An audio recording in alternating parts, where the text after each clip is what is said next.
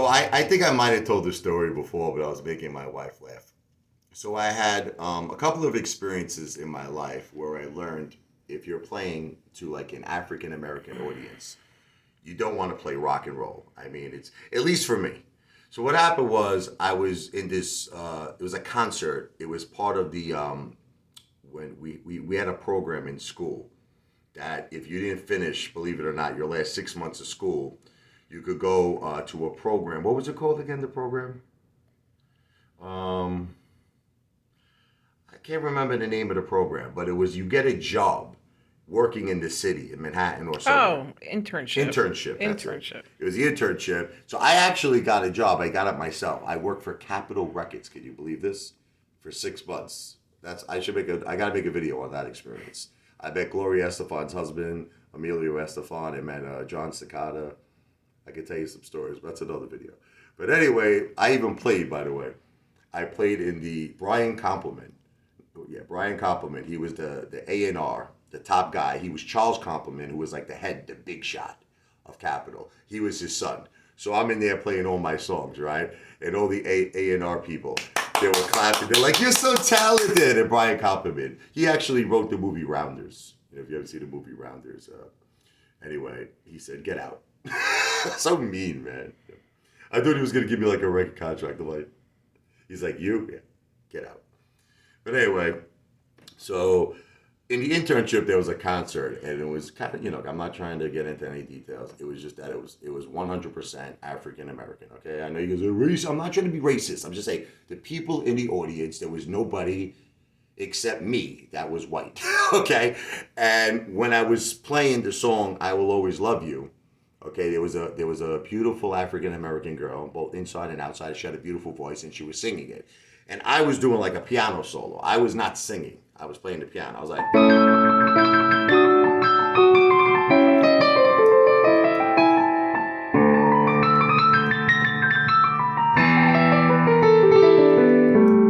they're like, "Yeah!" They gave me like a standing ovation. And then afterwards, I don't know, I did some crazy like rock song. It was like some really like crazy, like middle of the night. And they were just like this up. So I was at a place in Brooklyn called Club Lodge. And it was like it was supposed to be for a talent audition for that you were going to be on some kind of a TV show or whatever. I think the whole thing was a big scam. You had to pay $30. I was young, 17 years old. The club was in Flatbush. Now, I don't know if you know Brooklyn, like Bed-Stuy, Flatbush.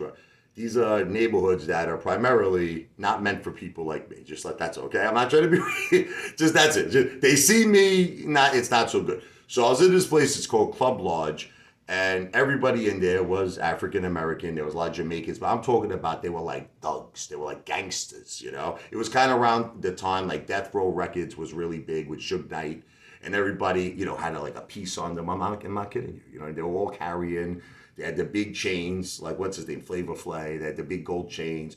So this Jamaican guy came up to me, and he's like, "Yes, listen, Whitey," he says to me, smoking. He go, "You get lynched here, man. Man, you don't belong here, man. What's wrong with you, man? Look at you. Look at the audience, man. Look at you, you fat Italian man.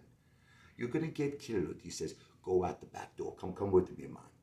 I'm like, "Nah, I'm gonna play. I'm gonna play." He go, "Man, you crazy. Man, you get killed. They're gonna shoot you. So, but this time around, I didn't do a rock song. I did one of my love songs, which is like an R&B song. It's called "When I Picture My Life, I Picture You." This is the song I wrote, for the beautiful animal rescue company. They were rescuing all the animals, the dogs, and the woman actually worked with Billy Joel, who owned this rescue company, and Billy Joel donated money to her company to help rescue dogs and cats and everything. And she lost her dog, and she heard me play in Brooklyn at the Wicked Monk, and she just said, "Listen, could you write a song for me and make a video for me?" Which I did in honor of her dog that passed away, and also to promote her animal rescue company. And the song I wrote, it was originally supposed to be just a love song, and it sounds like a love song, and it could be used as a love song, for a man to a woman, woman to a man, but it was actually wrote for the love of a beautiful dog and animals. This is an original song by Richie Lavoie, the Apefather, and the song I played in Club Lodge. I'm going to tell you what happened after the song. Filled with all of the death row gangsters. Okay, they were listening to me. All the tough guys, the thugs. This is called "When I Picture My Life, I Picture You" by Richie Lavoie, aka the Apefather. Original song.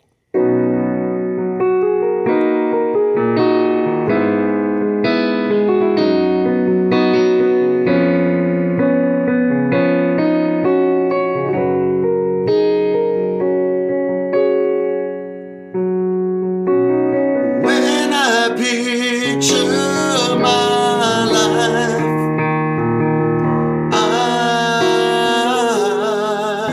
picture you.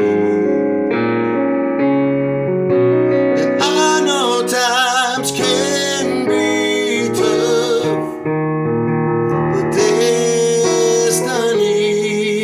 will pull us through.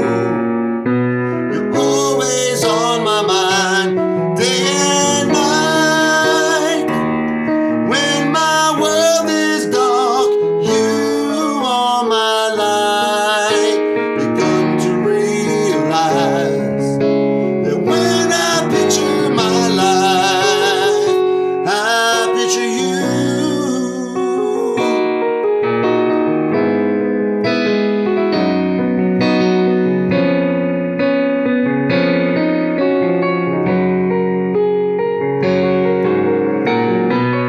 You possess a power that is so strong. I could drop to my knee without you. I'm only a lock without its key. When the ocean tide hits the sand, I have a similar feeling when I hold your hand. Begun to realize that when I picture my life, I picture you.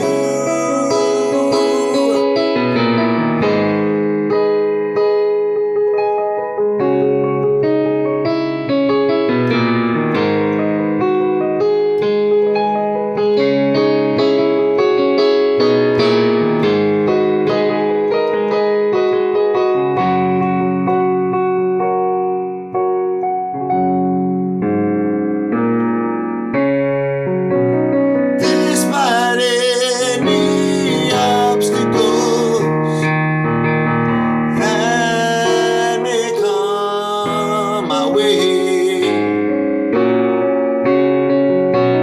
our names are written in the stars, in love it displays.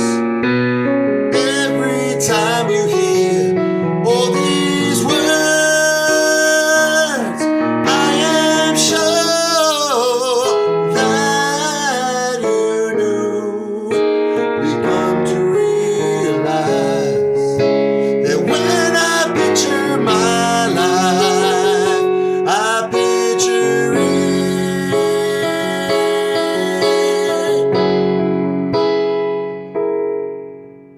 with you.